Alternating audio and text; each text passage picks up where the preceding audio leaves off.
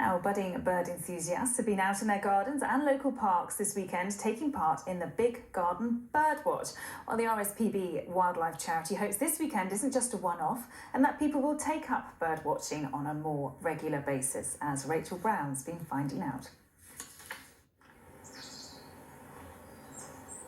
If you blink, you'll miss it. Birdwatching is undoubtedly a hobby of patience. I can certainly vouch for that. But if the last few years has taught us anything, it's the joy that comes from appreciating the little things in life, like this hungry Mr. Robin. Kabir Kaul from Hillingdon is a young conservationist. There's also the chip, chip, chip sound of a robin, which you can hear at this time of year. He's been taking part in this weekend's Big Garden Birdwatch, something he's been passionate about doing And there are starlings for the last 6 years. Appreciating what other wildlife lives on your doorstep. It's mainly birds, and that's how I got into birding in the first place. But it's just the sheer joy of finding different species around you. And you never know what you might see. You might see something that you've never seen before in your local area. What's important is that ordinary people can take part in counting the birds, submitting it to scientists, and then conservationists can help to protect the birds that are in most decline. All birds matter, don't they, Kabir? You know, I can see this little robins sitting over there. It's very beautiful, yes. And unfortunately, some of the common birds that we see around us every day are in the most decline.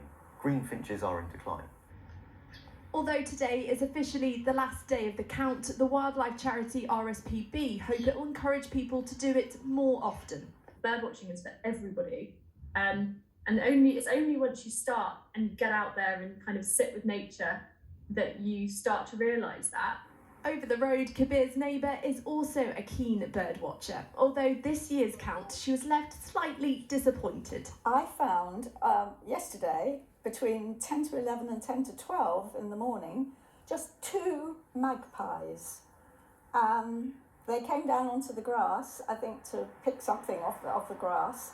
And then a bit later on, I saw them having a lovely bath in some water that my husband's got down the garden. At least it was 2 magpies. 1 for sorrow, 2 for joy. So good luck there. Well, yes, I hadn't thought of that. From magpies to Mr. Robin and some more brazen characters as well, all our wildlife needs nurturing, and it's down to us. Rachel Brown, ITV News. Now let's take a look.